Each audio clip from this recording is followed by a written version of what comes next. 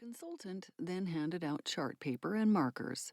There are always chart paper and markers at these sessions, and asked each group to record what stood out to them about their era. My group dove in with excitement. Remember when we used to have assemblies with the whole school, and we all did that play in Creole? Remember when the 1-2s, first and second graders, did the Giants unit? Remember when we had the design lab and worked with MIT?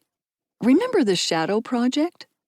Remember when the 8th graders did their graduation review panels? Remember when kids would visit each other's classrooms to share their work? We were all laughing in such delight as these memories rolled on that we didn't notice that the other groups of teachers were looking at us. "You guys are having an awful lot of fun," someone called over. "Yes," we answered. "School used to be fun." These memories energized us. When it came time to share out, we went first. "School used to be so different," we explained. "There was so much joy. You would see kids sprawled out in their classrooms, working together, designing and making all sorts of things, sometimes even spilling out into the hallways. It felt like a real community. And there wasn't the stress about testing and getting through curriculum. We had time to explore subjects deeply. Students produced complex and beautiful work. Teachers had a voice, a real voice, in running the school. We were encouraged to experiment, try new things. We felt respected and supported. People worked really hard, but we loved it. We were all a bit giddy and a little breathless as we shared our experiences of so many years ago in the school. But as each group reported out, moving through the timeline to present day, the energy shift away from joy was palpable. There was talk of state and district testing, constant assessments, fear of failure, of not reaching their students, and of losing their jobs.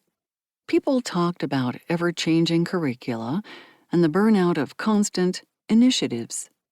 They talked about exhaustion and not knowing how long they could stay in a job like this. How did this change happen? I started teaching in 1979. The first half of my career was exciting. I had opportunities to learn, grow, experiment, create. Although I had a rough start, I eventually became part of an innovative school where I felt respected and valued by my students, parents, colleagues, and principal. There, I got to use my brain, experiment, make mistakes, find solutions.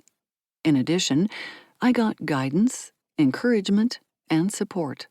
I also struggled mightily, did a lot of crying, felt in over my head at times, and saw need, as well as opportunities, for improving schools and preparing teachers to do this really hard and exhilarating job of teaching children. Our students learned how to read and write, understand math, practice the scientific method, and think critically. They produced plays, wrote and illustrated books, painted murals, built model bridges, did in-depth studies of the natural world around them. They worked in internships in their community at places like a bicycle repair shop, a plumbing business, an architectural firm, learning about both work and their city. They learned to be peer mediators. They went camping and climbed mountains. They also learned how to work with each other, understanding and valuing the diversity of their community. They developed their voices to speak out about their beliefs and convictions. Our students did amazing things they hadn't believed they could possibly do. But undercurrents were threatening our vision of education. I was aware of them, but felt protected living and working in my bubble of progressive Cambridge, Massachusetts. Then came the MCAS exams, Massachusetts Comprehensive Assessment System, one of the early high-stakes standardized tests, and a linchpin of the Massachusetts Education Reform Act of 1993. The first tests were given in 1998 to public school pupils in grades 4, 8, and 10. By 2003, when passing the test became a requirement for graduation,